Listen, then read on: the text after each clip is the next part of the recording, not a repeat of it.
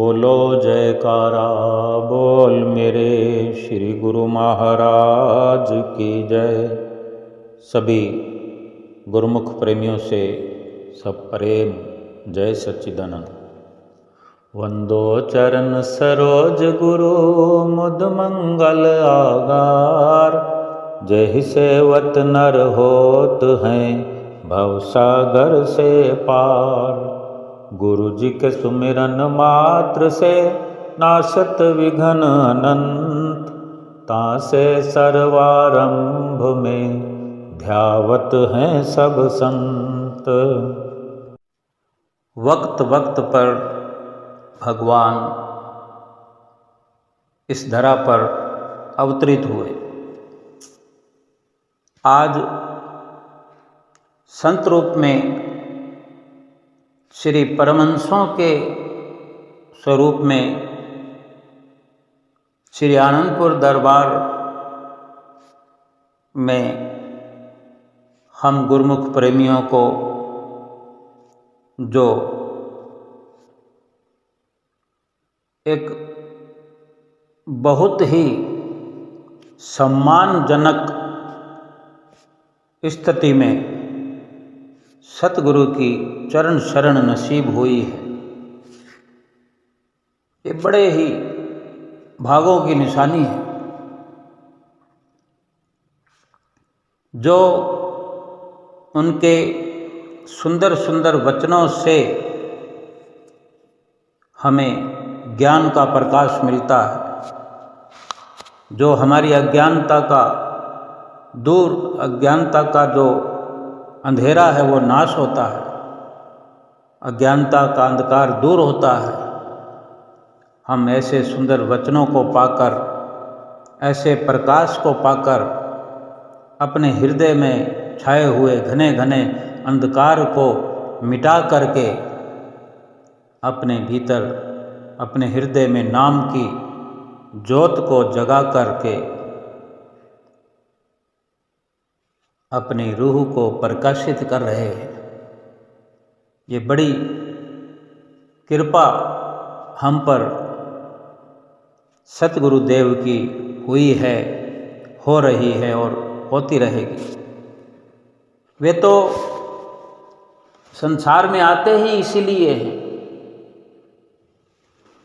कि जिन रूहों की पुकार होती है, जिनकी फरियाद होती है प्रभु के चरणों में, जो भक्ति करना चाहते हैं, भक्ति की जिन्हें चाहना होती है, वे हर पल पुकार करते रहते हैं। गुरुमुख प्रेमी महसूस करते होंगे कि किस प्रकार सतगुरु के चरणों में लिव लगी हुई है, सुरत जुड़ी हुई है, ख्याल जुड़ा रहता है और इस प्रकार अपने भीतर भाव उठते हुए हम देखते हैं, विचार उठते हुए महसूस करते हैं। कब दर्शन करने का अवसर मिलेगा, कब श्री गुरु महाराज जी के चरणों में जाकर बैठने का अवसर मिलेगा, कब श्री आनंदपुर की धरती पर हम फेरा लगाएंगे, कब श्री लंगर, कब श्री दर्शन हाल, कभी श्री आरती मंदिर, वहाँ के बाग बगीचों की सैर करेंगे। यानी ये हर पल उठती हुई पुकार हमारे हृदय में फिर समय समय पर सतगुरु के सामने जा कर के हमें खड़ा होने का, उनकी चरण शरण में बैठने का अवसर दिलाती है। और यही पुकारें ही सतगुरु को इस धरा धाम पर अवतरित करने के लिए गुरुमुख प्रेमियों की जो होती रहती हैं, जन्म जन्म में हम पुकार करते रहे और आज हम कितने खुश नसीब बने हुए हैं कि सतगुरु हमारी पुकार को, हमारी फरियाद को पूरा करने के लिए, भक्ति की मांग को पूरा करने के लिए श्री आनंदपुर दरबार में विराजमान हैं। कितना सुंदर अवसर हमें मिल रहा है। वक्त वक्त पर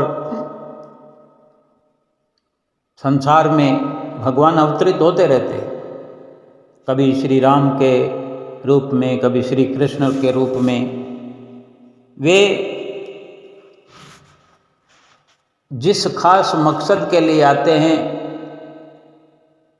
उसको हर पल पूरा करते रहते हैं। कहाँ किसका किस वक़्त उद्धार करना है, कहाँ किसको रक्षा करनी है, वे तो वही स्वयं जानते हैं। सत्संग का एक दौर चलता रहता है। किसी के माध्यम से श्री रामायण का अगर हम जिक्र करें, कहाँ श्री राम, कहाँ श्रीलंका में रावण, और रावण का वध करने के लिए, खात्मा करने के लिए कितनी बड़ी रचना रचाई गई, कितने संवाद लिखे गए श्री रामायण में। एक श्री राम लक्ष्मण संवाद श्री रामायण में लिखा गया है कि श्री राम लक्ष्मण से कुछ बहुत अनमोल वचन कह रहे हैं, और एक चौपाई से शुरुआत है इस श्री राम लक्ष्मण संवाद की। एक बार प्रभु सुख आसीना, लक्ष्मण वचन कहे उछल ही ना। सुर नर मुनि सचराचर साई, मैं पूछो निज प्रभु की न्यायी। वनवास की अवस्था में जब भगवान श्री राम, लक्ष्मण और सीता वनवास में थे, तो उसी वनवास की अवस्था में वनवासी बने भगवान एक बार सुख के आसन पर विराजमान थे कि लक्ष्मण जी ने बड़ा ही सुंदर छल से रहित, बिल्कुल साधारण सादा प्रसन्न किया भगवान श्री राम से। छल रहित इसलिए यहाँ कहा जाता है कि ये प्रश्न भी 4 प्रकार के होते हैं। कोई भी किसी से करता है, चाहे कोई मित्र मित्र से करे, बेटा बाप से करे, पति पत्नी से करे, या पत्नी पति से करे, एक पढ़ने वाला बालक अपने गुरु से करे। प्रश्नों का प्रकार 4 तरह का होता है। एक प्रश्न तो वाद विवाद के ख्याल से किया जाता है, जिसमें जीत हार का विचार होता है कि देखें कौन जीतता है, कौन हारता है। जैसे कहते हैं ना, कहीं 4 लोग बैठे होते हैं, 4 लोग सामने होते हैं, तो एक तरफ से ऐसे खुसर फुसर होती है कि सामने वाली पार्टी के लिए कि इनको छेड़ते हैं आज, इस बात के माध्यम से। और फिर इस प्रकार जब शुरुआत होती है तो युद्ध छिड़ जाता है। जहाँ हार जीत का प्रश्न आता है तो ये स्वाभाविक है, जरूरी नहीं है लेकिन हो सकता है। तो ये प्रश्न जो है वाद विवाद के ख्याल से किया जाता है, ये पहला है। और दूसरा प्रश्न वो है जो पूछने वाला, जो जिससे पूछ रहा है, उसकी परीक्षा के लिए कर रहा है। मन में उसके ये विचार होता है पूछने वाले के कि देखता हूँ कि इसको कितना ज्ञान है, कितनी जानकारी है। और तीसरा प्रश्न इस प्रकार का होता है कि प्रश्न पूछने वाला अपनी चतुराई के तहत वो प्रश्न पूछता है, यानी वो अपनी चतुराई प्रकट करना चाहता है, ऐसा प्रश्न पूछता है कि वो सामने वाले को दिखाना चाहता है कि मैं बहुत होशियार हूँ, मैं चतुर हूँ, मैं समझदार हूँ।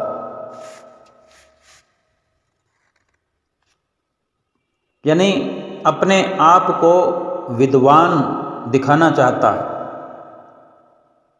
ये तीनों प्रश्न, तीनों तरह के, तीनों प्रकार के प्रश्न करने वाले मनुष्य संतों की नज़र में बहुत ही निम्न स्तर के, घटिया प्रकार के मनुष्य होते हैं, जो इस प्रकार के भाव रखकर सवाल करते हैं।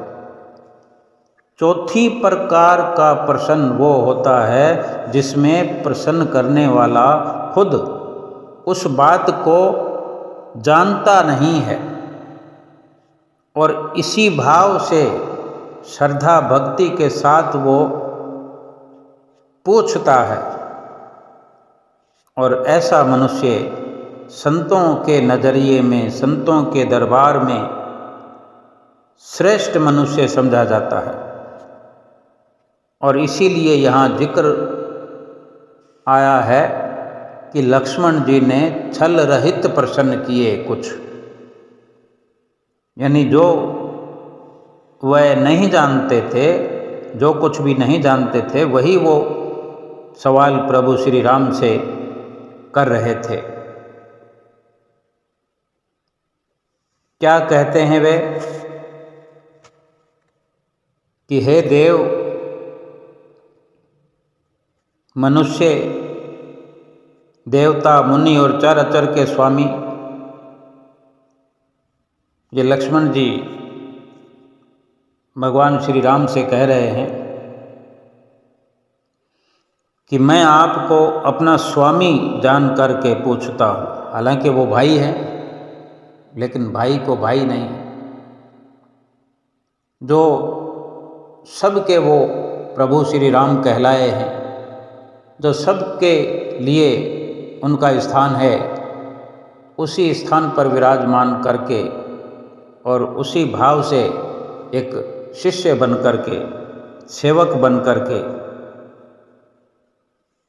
अपने स्वामी से पूछते हैं कि मैं आपको स्वामी जानकर पूछता हूँ कि मुझे समझाओ, समझा कर कहो। चौपाई में वर्णन किया है उन्होंने अपनी जो उनकी जिज्ञासा है लक्ष्मण जी की। कहते हैं, मोहे समझाए कहो सोई देवा, सब तज करो चरण रज सेवा। कहे वो ज्ञान विराग और माया, कहे वो सो भगति करहु जहि दाया। भगवान श्री राम से लक्ष्मण जी पूछ रहे हैं कि हे देव, मुझे इस प्रकार समझाइए जिससे सब कुछ त्याग कर आपकी चरणों की धूल की मैं सेवा करूं। भाव यह है कि चरण कमलों की सेवा में लग जाऊं। अब सेवक तो वो हैं ही, सेवा कर भी रहे हैं, लेकिन ये भाव जो उनके सवाल में है वो यही है कि फिर ऐसा मुझे समझाओ कि फिर मैं ऐसा सेवा में लगूं, मेरा ध्यान फिर कहीं दूसरी ओर तो जाए ही नहीं। पूछते हैं, हे भगवान, पहले तो ज्ञान का स्वरूप बतलाइए। ये शुरुआत कर रहे हैं वो अपने सवालों की भी। प्रथम तो ज्ञान का स्वरूप बताओ कि ज्ञान कहते किसे।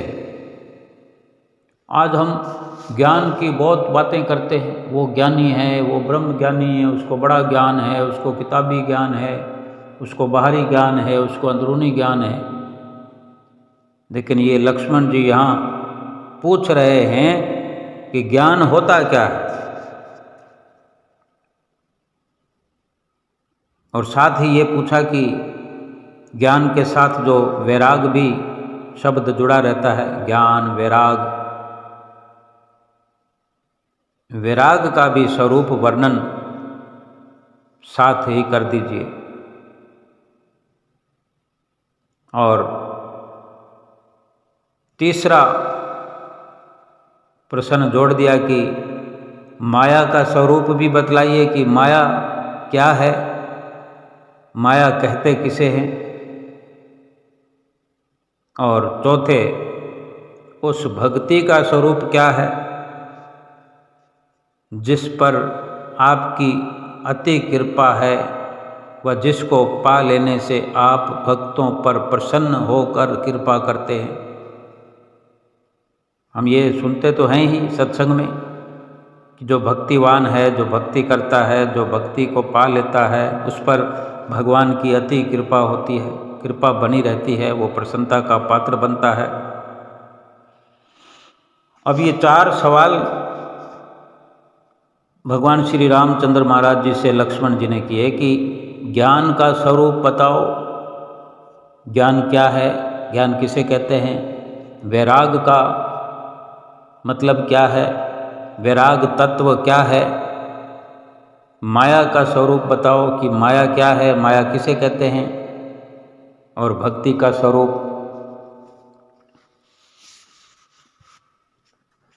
और लक्ष्मण जी ने इसके साथ और प्रश्न को लंबा कर दिया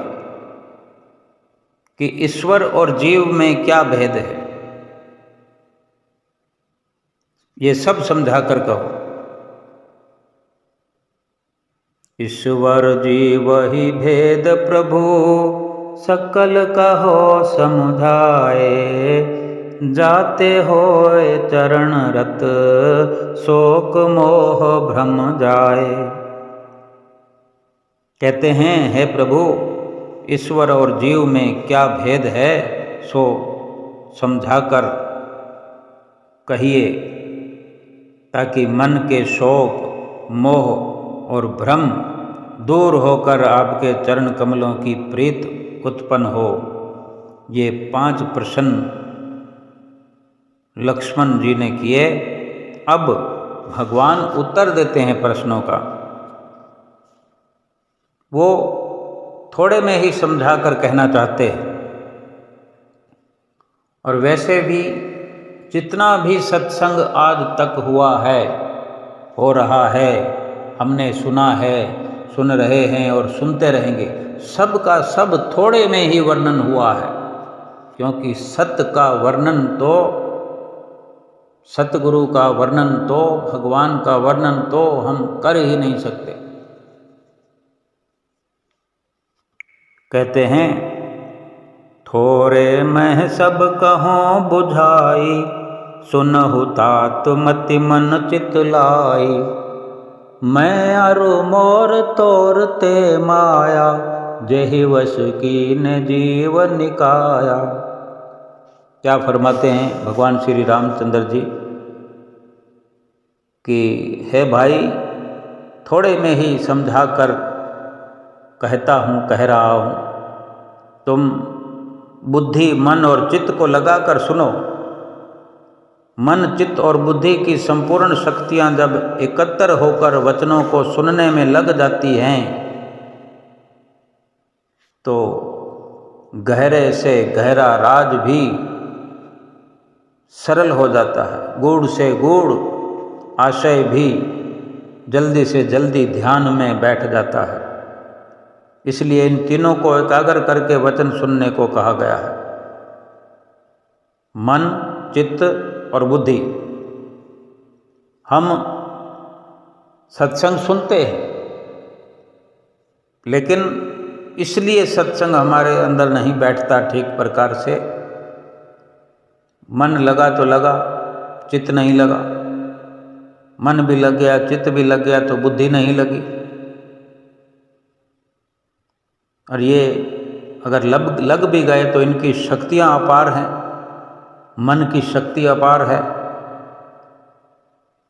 इसलिए कहा गया है कि मन, चित्त और बुद्धि की संपूर्ण शक्तियाँ जब एकत्र होकर सत्संग को सुनने में लग जाती हैं, तभी गहरे से गहरे राज से पर्दे उठ जाया करते हैं वो सरल से सरल होकर के हमारे अंदर बैठ जाते हैं। पहले माया का स्वरूप बतलाते हैं कि शरीर में अहम भाव, अपने पदार्थों में ममता, मैं और मेरा, तू और तेरा, यानी हम कहते हैं ये मेरा शरीर है, ये मेरे समान हैं, ये मेरा धन है, ये मेरा परिवार है और मैं इनका मालिक हूँ, ये वस्तु अपनी है, ये तो बेगानी है, ये मेरी सीमा है, ये उसकी सीमा है। ये मोर तोर की सृष्टि सारी की सारी माया है और यही बंधन है। इसी माया रूपी बंधन में संसार के अनेक जीव बंध रहे हैं। लगभग पूरा संसार ही इन बंधनों में बंधा हुआ है। परम संत कबीर साहब जी का वचन है, मोर तोर कीजे बड़ी बट बांधा संसार, दास कबीरा क्यों बंधे जाके नाम आधार। गुरवाणी में भी वचन है, मेरी मेरी धार बंधन बंधया, नरक स्वर्ग अवतार माया धंधया। सोधत सोधत सोध तत विचारया, नाम बिना सुख नाही सर पर हारया। ये माया का स्वरूप बता रहे हैं। ये माया का वर्णन हो रहा है। जो भगवान श्री राम से लक्ष्मण ने पूछा कि माया का स्वरूप बताइए, ज्ञान का स्वरूप बताइए, वैराग का स्वरूप वर्णन कीजिए। और यही भगवान श्री रामचंद्र जी अपने वचनों में लक्ष्मण जी से कह रहे हैं कि इस मेरी मेरी के बंधन में ही बंधा हुआ जीव कभी नरक में जाता है, कभी स्वर्ग में जाता है। नरक और कभी स्वर्ग के चक्कर काटता रहता है। यानी नरक स्वर्ग सब ही जीव के लिए बंधन है और सब का सब माया का पसारा है। कोई ये ना सोचे कि स्वर्ग में जाकर के काम खत्म हो गया। स्वर्ग में भी जाकर फंसना है और नरक में भी जाकर फंसना है। ये माया की हद है। फरमाते हैं कि शोध कर, यानी मथ कर ये तत्व निकाला गया है, सार निकाला गया है कि नाम के बिना ये जीव अपनी बाजी को हार जाएगा। ये संतों महापुरुषों के ग्रंथों के शास्त्रों के अटल फैसले हैं और यही कुछ भगवान लक्ष्मण से भी कह रहे हैं। गो गोचर जह लग मन जाई, सो सब माया जाने हो भाई। तेहि कर भेद सुनहु तुम सो, विद्या अपर अविद्या दो। गो गोचर यानी गो नाम है इंद्रियों का। इंद्रियां यानी ये हाथ, पैर, लिंग, गुदा और वाक, ये 5 कर्म इंद्रियां हैं। और कान, त्वचा, नेत्र, जीवा और नाक, ये 5 ज्ञान इंद्रियां हैं। गोचर कहते हैं इंद्रियों के विषयों को, यानी जहाँ तक भी मन जाता है, जहाँ तक भी मन की दौड़ है। अब मन की दौड़ हम अक्सर सत्संग में सुना भी करते हैं, कहा भी करते हैं कि मन तो 1 सेकंड में 7 समुंदर पार चला जाता है, उससे भी कहीं और आगे चला जाता है 1 सेकंड में। यहाँ पर ये वर्णन है भगवान श्री रामचंद्र जी महाराज जी के वचनों में कि जो गो गोचर जह लग मन जाई, सो सब माया जाने ओ भाई। अब ये गो और गोचर को अलग अलग बताया है। गो इंद्रियों का नाम है, 5 कर्म इंद्रियां, 5 ज्ञान इंद्रियां, और गोचर का जो विस्तार किया है ये इंद्रियों के विषयों को, यानी जहाँ तक भी मन जाता है वहाँ तक सब कुछ माया ही समझो हे भाई। और संत महापुरुष भी यही वचन हमें रोज सुनाते हैं। संतों की वाणियाँ भी यही फरमाती हैं कि ये शरीर जो है एक रथ के समान है, और जो 10 इंद्रियां हैं इस रथ के साथ घोड़े हैं। ये इस शरीर रूपी रथ के ये 10 इंद्रियां घोड़े के समान हैं, और ये मन इस रथ को चलाने वाला है।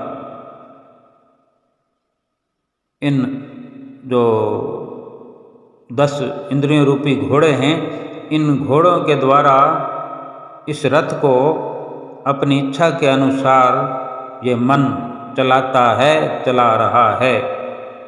और जीव रूपी जो रथ पर सवार है, सफ़र करने वाला, ये बेचारा बेबस और मजबूर बना हुआ है। वो इसलिए क्योंकि मन स्वयं माया के मसाले से बना हुआ है, माया का ही रूप है, और सदा माया में ही इस जीव को भी लगाए रखना चाहता है। इस कारण इसकी जितनी भी दूर दराज की दौड़ धूप होती है सब माया के घेरे के अंदर ही होती है। मन जो भी सोचता है माया के दायरे में सोचता है। ये जीव रूपी सवार जो मुसाफिर है, इस रथ पर बैठा हुआ मन की कोचवानी में सदा दुखी बना रहता है। मन गाड़ी खींचता तो है, रथ को चलाता तो है, लेकिन अपनी मर्जी से। इसलिए इसके शिकंजे में आया हुआ है ये जीव, सदा दुखी बना रहता है और जन्म जन्मांतरों तक दुखी ही बना रह जाता है। इसलिए संतों का उपदेश होता है, हे जीव, यदि तुझे माया के बंधनों से मुक्त होकर सच्चे सुख को प्राप्त करना है तो तुझे अपने रथ का कोचवान बदलना होगा। और ये बिल्कुल यथार्थ है, क्योंकि जिस हालत में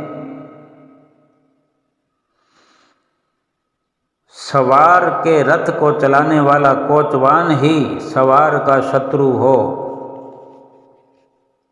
यानी ड्राइवर अगर गाड़ी के मालिक का दुश्मन बन जाए तो उस हालत में उस मालिक की क्या दशा होगी, हो सकती है, उसका अनुमान हर कोई लगा सकता है। संत महापुरुष बार बार उपदेश करते हैं कि मन दुश्मन है, धोखेबाज है। इस जीव को इसकी चालाकी का अंदाज़ा नहीं है, इसके निशानों से बच कर रहना चाहिए, इसकी चालाकियों से होशियार रहना चाहिए। इस जीव की जो दशा है इस वक्त, जबकि मन जीवन की गाड़ी को चलाता हो और ये जीव इस मन के शिकंजे में आया हुआ हो, इसका वर्णन किया गया है कि ये ऐसी अवस्था है, एक सेठ की तरह है। एक सेठ का दृष्टांत है कि एक सेठ था जो अपने बहुत सारे धन माल के समेत, पहले के अवसरों में ये जब की कथा है, जब का ये दृष्टांत है, तब बहुत बड़ी बात की टांगे चला करते थे। तो उस वक़्त की ये कथा है कि वो सेठ बहुत सारे धन माल के समेत एक टांगे पर सवार होकर जा रहा था, लेकिन वो ये नहीं जानता था कि टांगे वाला कौन है, कैसा है।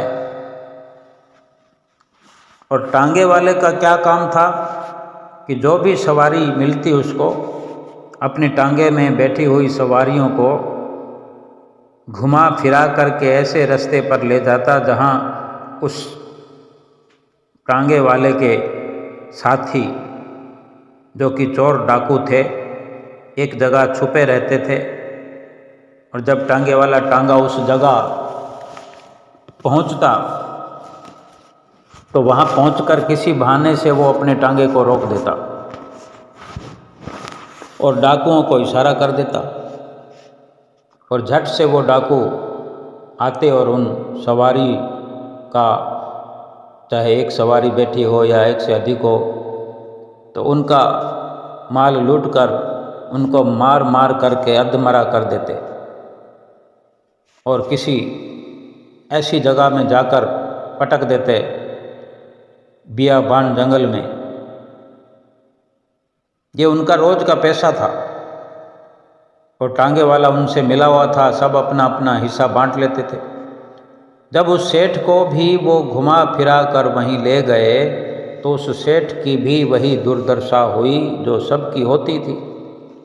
संतों का वचन है कि ये जीव जो है इसी प्रकार धोखे में आया हुआ है कि इसने अपने रथ की, इस जीवन रूपी गाड़ी की, जीवन रूपी टांगे की बागडोर जो है मन दुश्मन के हाथ में सौंप रखी है। और मन काम, क्रोध, लोभ, मोह, अहंकार रूपी चोरों से मिला हुआ है। ये काम, क्रोध, लोभ, मोह, अहंकार ये चोर ही तो हैं, बल्कि डाकू हैं, और मन इनका सरदार है। महापुरुष फरमाते हैं कि इससे चाहिए कि मन की बजाय अपने शरीर रूपी रथ की बागडोर सतगुरु के हाथ में दे दे, क्योंकि सतगुरु इस जीव के मित्र है, हितैषी है। उनकी रहनुमाई में इस जीव के जान और माल दोनों सुरक्षित होंगे और अंत में ये जीव सुरक्षित अपने असली निज धाम में, सुख धाम में जाकर के निवास पाएगा। इसीलिए भगवान ने लक्ष्मण जी से साफ शब्दों में कह दिया कि हे भाई, इंद्रियों और इंद्रियों के विषय अथवा मन की सारी दौड़ धूप, ये सब का सब माया है। ये माया का स्वरूप बताया। और इतना ही नहीं, इसी माया के दो रूप बताते हैं। ये माया भी दो प्रकार की है, एक विद्या है और दूसरी अविद्या। अविद्या वो माया है जिसके अधीन ये जीव संसार रूपी अंधे कुएं में गिरा हुआ, पड़ा हुआ दुख भोगता है, भोग रहा है। और ये अविद्या रूपी जो माया है बड़ी दुष्ट और अति दुखदायी है। और दूसरी माया विद्या है। ये विद्या रूप माया, उसका काम है संसार की रचना करना, और संसार की रचना के गुण उसके वश में है। वो मालिक कुल की आदि शक्ति की प्रेरणा से जगत की रचना करती है, उसमें अपना खुद का बल नहीं है। यह इन चौपाइयों का सीधा अर्थ है। संतों का वचन है कि ये दोनों प्रकार की माया हर हालत में है तो माया ही। ये अलग बात है कि इसके दो रूप वर्णन किए गए हैं, दोनों का काम भी अलग अलग बताया गया है, परंतु वास्तव में ये दोनों रूप तो माया के ही है। वो एक रूप से अपने जाल को बिछाती है तो दूसरे रूप से उसमें फंसाती है। अब आगे ज्ञान और वैराग का रूप स्वरूप भगवान श्री रामचंद्र जी बता रहे हैं लक्ष्मण को। ज्ञान मान जहाँ एको नाही, देखत ब्रह्म रूप सब माही। कहिए तात सो परम विरागी, तृण सम सिद्धि तीन गुण त्यागी। फरमाते हैं कि ज्ञान उसको मानो, अर्थात ज्ञान उसे कहते हैं जहाँ दोनों में से एक भी नहीं है, अर्थात ना विद्या कहिए शुद्ध माया और ना अविद्या कहिए मलिन माया। माया के दोनों रूपों से न्यारा होता हुआ ज्ञानवान है। वो सारे जगत में व्यापक ब्रह्म स्वरूप को देखता है। ये ज्ञान का स्वरूप बताया है कि माया से जो न्यारा रहता है वो ज्ञानवान है। और ये दो प्रकार की माया बताई है, दोनों ही प्रकार की माया से जो न्यारा रहता है, ना तो फंसाने वाली माया और ना ही जाल बिछाने वाली माया, दोनों के चक्कर में जो नहीं पड़ता वो ज्ञानवान है। और ऐसा ज्ञानवान ही सारे संसार में जो ब्रह्म समाया हुआ है, जैसे कहते हैं ना कण कण में भगवान है, वो कण कण में भी भगवान के स्वरूप को देख सकता है। और वैराग का स्वरूप वर्णन करते हुए फरमाते हैं, भगवान श्री रामचंद्र जी महाराज लक्ष्मण से कहते हैं कि हे प्यारे, परम वैरागवान वो है जो तीन गुण, जो कि सत्य रज तम, और इसी का प्रायवाची सत्य रज तम यानी ब्रह्मा विष्णु और शिव जी, इन तीनों की समस्त सिद्धि शक्तियों को तिनके के समान त्याग देते हैं। यानी कुछ भी नहीं चाहते। ब्रह्मा विष्णु और शिव जी आ जाएं कुछ देने को, तो जो कहता है कि मुझे कुछ नहीं चाहिए, मुझे किसी चीज़ की कमी नहीं, ये समस्त सिद्धियां प्रदान करने वाले हैं ब्रह्मा विष्णु शिव जी, वरदान देने वाले हैं। जो वैरागवान इन तीनों प्रकार की शक्तियों को, सभी सिद्धि शक्तियों को जो इन तीनों ब्रह्मा विष्णु और शिव जी से मिलने वाली है, इनका त्याग करने में सक्षम है, वो वैरागवान है। यही सच्चा वैराग है। भगवान श्री राम ने समझा दिया ज्ञान का स्वरूप, वैराग का स्वरूप और माया का। इस प्रकार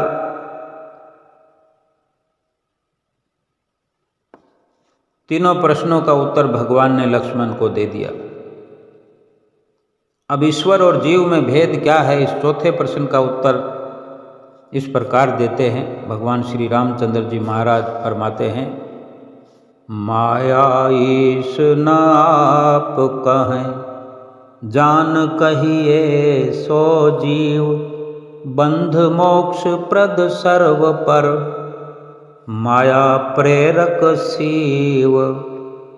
कि वास्तव में ये जीव मालिक के कुल की अंश है और मालिक का ही रूप है, परंतु भूल और भ्रम के कारण मालिक से अलग होकर जीव बना बैठा है। संत महापुरुष इसे इसकी खोई हुई वास्तविक अवस्था वापस दिलाना चाहते हैं और दिलाते हैं। यानी माया की गुलामी से छुटकारा दिलाकर माया का मालिक बनाना चाहते हैं संत महापुरुष। और इस जीव को संत महापुरुष इसके निज घर में पहुंचाते हैं, असली घर में पहुंचाना चाहते हैं, कि जो मायापति भगवान का निज धाम धुर धाम है, वहाँ पहुंचाना चाहते हैं। श्री रामचंद्र जी महाराज कहते हैं कि जब तक ये अपने आप को माया का पति नहीं जान पाता, माया का मालिक नहीं जान लेता अपने आप को, ये नहीं समझ लेता कि मैं तो माया का गुलाम नहीं हूँ, मैं माया का मालिक हूँ, माया का पति हूँ, तब तक ये जीव हस्ती के अंदर है परंतु ज्यों ही इसने अपनी वास्तविक अवस्था को पा लिया तो माया की गुलामी से मुक्त होकर बांधने छोड़ने वाला सबसे परे और फिर ये माया को आज्ञा देने वाला शिव अर्थात मर्यादा पुरुषोत्तम ईश्वर हुआ। फिर आगे फरमाते हैं, धर्म ते वृत्ति योग ते ज्ञाना, ज्ञान मोक्ष प्रद वेद बखाना, जाते वेग द्रवों में भाई, सोमम भक्ति भगत सुखदाई। धर्म से विराग होता है, योग से ज्ञान होता है, ज्ञान से मोक्ष पद मिलता है, ऐसा वेद कहते हैं, शास्त्र कहते हैं। और हे लक्ष्मण, जिससे मैं जल्दी से जल्दी शीघ्र अति शीघ्र प्रसन्न होता हूँ, वो है मेरी भक्ति, जो भक्तों को सुख देने वाली है। इस चौपाई में भगवान ने एक अति गूढ़ रहस्य की बात कही है कि जाते वेग द्रवों में भाई, सो मम भक्ति भगत सुखदाई। इस चौपाई में जो भगवान ने राज से गहरी बात भरी हुई कही है, जिसको आम लोग तो समझ ही नहीं सकते, न जाने कितने जन्मों तक नहीं समझ पाएंगे। समझाना ये चाहते हैं कि धर्म से वैराग उत्पन्न होता है और वैराग से योग और फिर योग से ज्ञान और फिर ज्ञान से मुक्ति का प्राप्त होना बतलाया है। ये शब्द बहुत सोचने और विचारने के लायक हैं। भगवान फरमाते हैं कि धर्म से वैराग की उत्पत्ति होती है।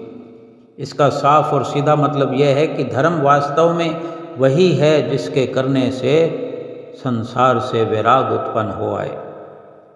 इसके उलट क्या होता है? विरुद्ध इसके, जिस धर्म को धारण करने से संसार से और माया के पदार्थों से मोह बढ़ जाए, प्यार बढ़ जाए, अहंकार पैदा हो जाए, ये क्या धर्म है?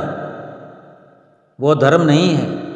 अब ये देखना है कि संसार में कितने ऐसे लोग हैं जो भगवान श्री राम जी के सिद्धांत के अनुसार धर्म के वास्तविक स्वरूप को समझते होंगे। देखने में जो कुछ आता है, आम हालत तो ऐसी ही है कि लोग असली धर्म कर्म से लाखों कोसों दूर चले गए हैं। बीज नाश नहीं। संसार में ऐसे जीव भी जरूर हैं जो धर्म के असली तत्व को समझते हैं, परंतु ऐसे जीवों की संख्या बहुत कम है। आम लोग जिन कर्मों को धर्म समझकर करते हैं, उनके नतीजे में देखा जाए, उनके नतीजे को अगर उनके फल स्वरूप को अगर देखा जाए तो उनसे विराग उत्पन्न होना तो कहाँ, बल्कि उल्टा विराग के विरुद्ध उनके मन में माया के पदार्थों में अधिक लगाव, अधिक फंसाव हो जाता है। बंधन और अहंकार दिखाई देते हैं। ये बात कोई छुपी नहीं है। जब ये अवस्था है तो फिर धर्म कैसे हुआ? जिनके करने से वैराग की बजाय अहंकार पैदा हो जाए। वास्तविक बात यह है कि असली धर्म का रूप केवल वक्त के सतगुरु संत महापुरुष ही बता सकते हैं, समझा सकते हैं, वरना अपनी मनमति से जीव जो कर्म धर्म करता है, अपनी मर्जी से जितने भी जप तप नेम धर्म दान पुण्य जो कुछ भी करता रहता है, उनका फल वैराग कभी नहीं हो सकता। संसार से वैराग हो जाए, यानी जो कुछ भी इंसान करे धर्म के नाम पर, संसार से वैराग होना चाहिए, संसार से मन उपराम होना चाहिए, सुरती फंसना नहीं चाहिए। और जो इंसान कर रहा है अपनी मर्जी से, उसमें तो संसार में सुरती और अधिक फंसती जाती है। अहंकार हो गया, या कहीं लोभ हो गया, मोह हो गया, तो संसार में फंसना पहले से अधिक हो गया। विराग तो हो करके संसार से जिसको विराग हो वो तो प्रभु की ओर प्रवृत्त होगा, प्रभु की ओर प्रवृत्त होना चाहिए। मन के कहने पर चलता है इसीलिए, और मन को संसार से विराग बिल्कुल पसंद नहीं है, क्योंकि वो मन खुद माया का रूप है और इस जीव को मन सदा सदा इंद्रियों को भोगों में प्रवृत्त करके रखता है, माया के बंधन में बांध के रखता है।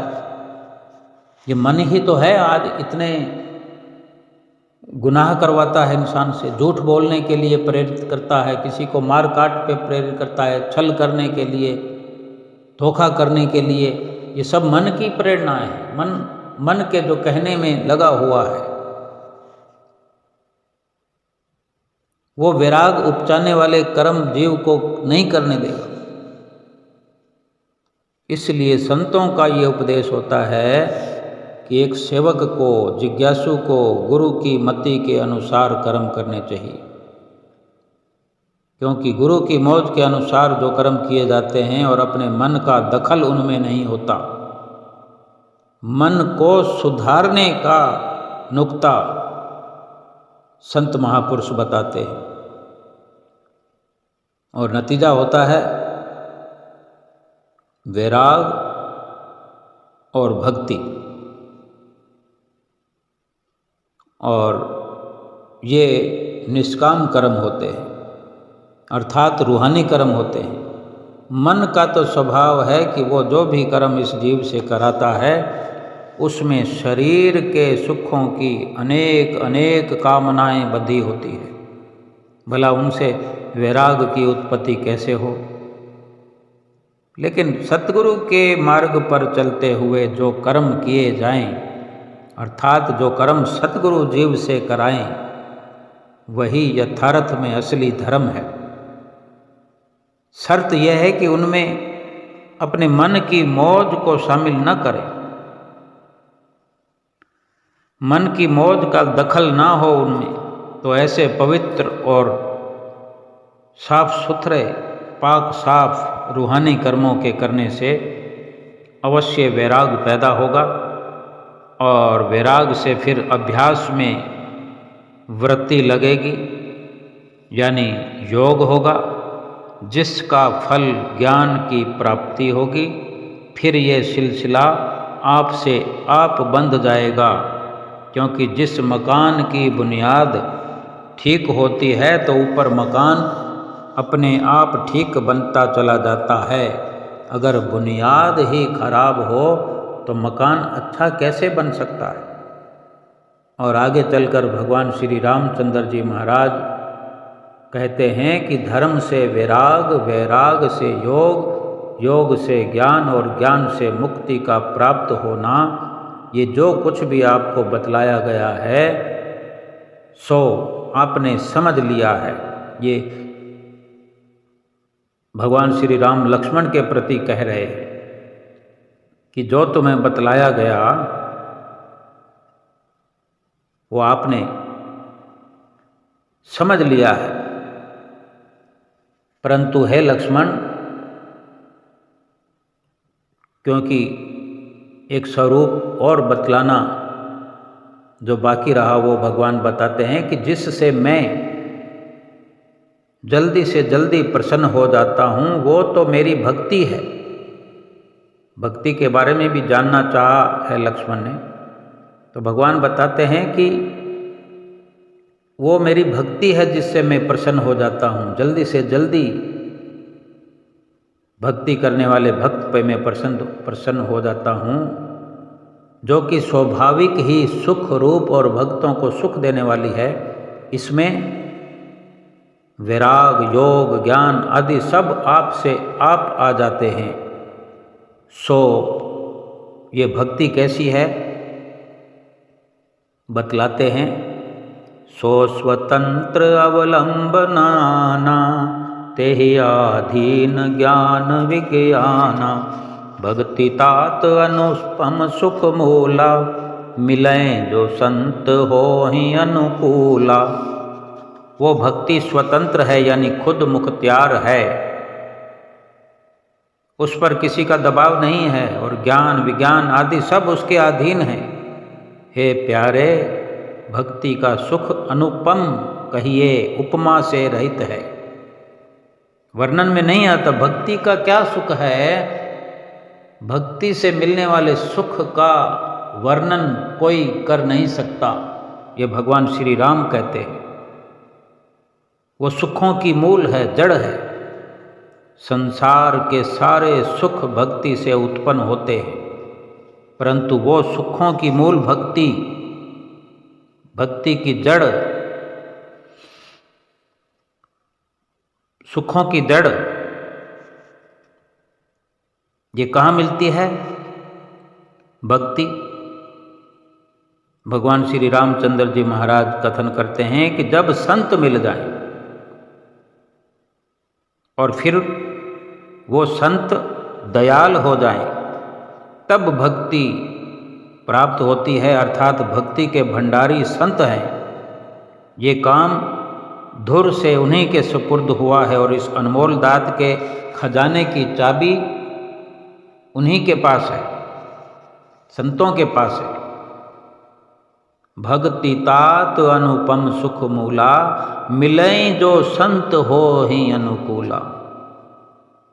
ये श्री रामायण में भगवान श्री रामचंद्र जी महाराज कथन कर रहे हैं, लक्ष्मण को समझा रहे हैं। कह रहे हैं कि हे लक्ष्मण, यदि जीव भक्ति की दौलत चाहता है तो उसे संतों के द्वार पर जाना चाहिए और उन्हें अपने ऊपर प्रसन्न करना चाहिए। जब वो प्रसन्न होकर दयाल हो जाएंगे तो भक्ति की दौलत से माला माल कर देंगे। भक्ति योग सुन अति सुख पावा, लक्ष्मण प्रभु चरणन सिर नावा। नाथ सुनत मम गत संदेहा, भयउ ज्ञान उपजे नवनेहा। ये भक्ति योग का प्रसंग सुनकर लक्ष्मण जी ने बहुत बहुत सुख माना और श्री भगवान के चरणों में सिर निवा करके प्रार्थना करने लगे, हे नाथ, आपके वचन सुनने से मेरे मन से सब संदेह दूर हो गए, हृदय संशय भ्रमों से साफ हो गया, पाक हो गया, और ज्ञान उत्पन्न होकर नई प्रीत पैदा हो आई है। और कितने सुंदर वचन समय समय पर भगवान ने हम जीवों के प्रति, कहीं श्री रामायण तो कहीं मद्भागवत गीता, और आज हमारे हुजूर श्री गुरु महाराज जी वही शास्त्रों में वर्णित, रामायण में वर्णित, गीता में वर्णित संदेश ही तो दे रहे हैं, स्वयं कहीं और नहीं भेज रहे। भगवान श्री राम ने इशारा किया कि जिसको भक्ति चाहिए वो संतों के पास जाए।